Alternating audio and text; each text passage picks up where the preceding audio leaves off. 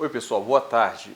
Hoje eu estou aqui para falar de um tema muito interessante que é sobre a questão do Messias, a questão do Salvador, aquele esperado tanto pelo povo judeu como aquele que é esperado também pelos cristãos.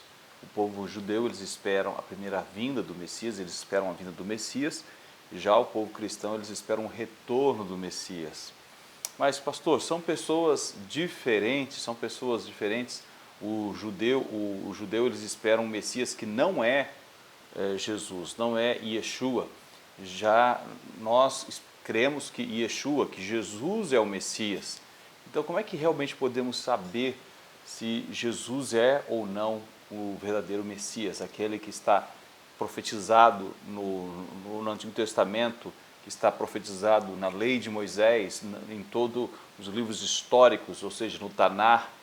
Então, como é que nós podemos ter essa certeza? Olha, há uma grande evidência de que Jesus ele é realmente o Messias. Todas as escrituras elas testificam sobre isso. E as alegações que os judeus fazem que Jesus não é o Messias, na verdade é algo muito, vamos dizer assim, preconceituosa, é uma forma muito preconceituosa. Mas nós podemos entender pelos fatos históricos, por aquilo que aconteceu durante a história. Uma das coisas é o fato de Jesus ele ter a sua nacionalidade. O Jesus histórico, ele era realmente judeu. Provavelmente ele não era aquele loiro de olhos azuis ou de cabelo de pele clara. Ele tinha uma característica bem judaica e não essa característica mais europeia com a qual Jesus ele foi retratado ao longo do tempo. É claro que nós podemos entender que isso aí foi com o passar do tempo, os séculos foram passando e as pessoas começaram a representar Jesus dessa seguinte forma. E até o nome dele, esse nome Jesus, né, que é um nome ocidental, na sua cultura, na sua língua, Yeshua seria o nome correto. Mas aqui a questão não é se eu chamo Jesus ou se eu chamo Yeshua. É que eu quero saber se aquela pessoa, aquele personagem, se ele realmente era ou não o Messias. Na Torá, no livro de Gênesis, nós vamos encontrar uma história que vai ilustrar para a gente o que aconteceu em relação a Jesus, o que aconteceu em relação a ele.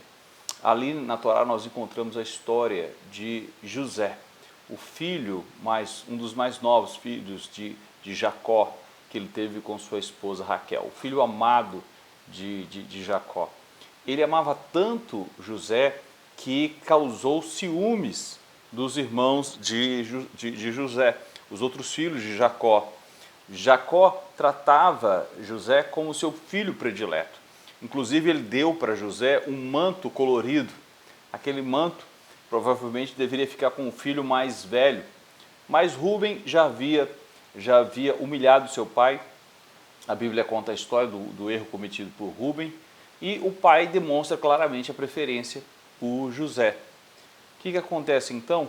Aumenta os ciúmes e a raiva dos irmãos em relação a José.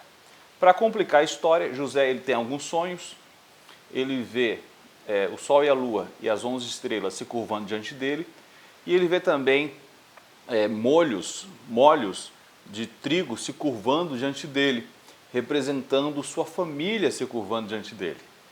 É claro que os irmãos não gostaram de ouvir sobre isso.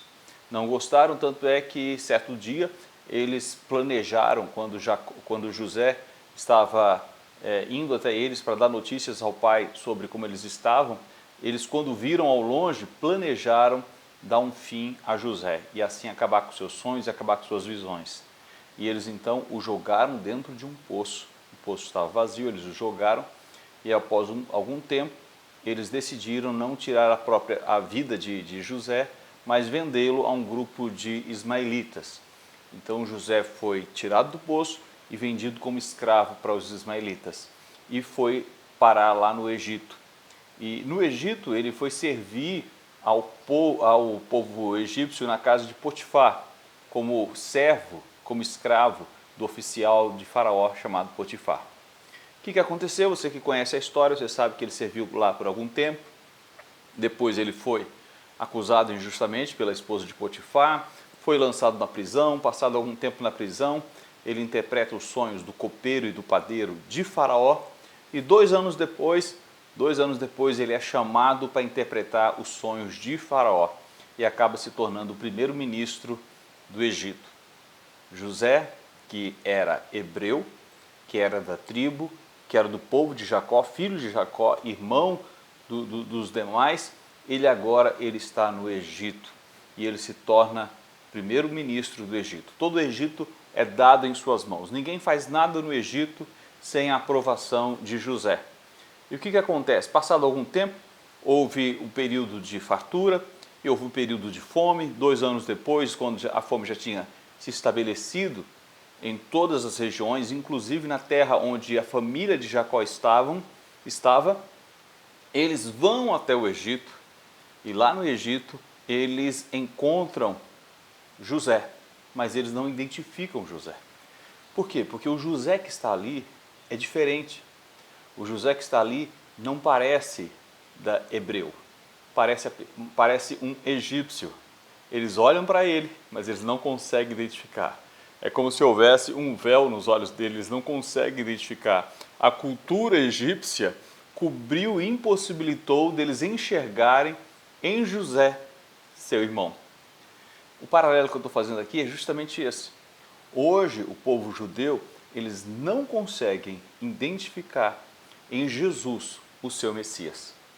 Porque o Jesus foi ocidentalizado e eles não conseguem enxergar em Jesus o seu Messias.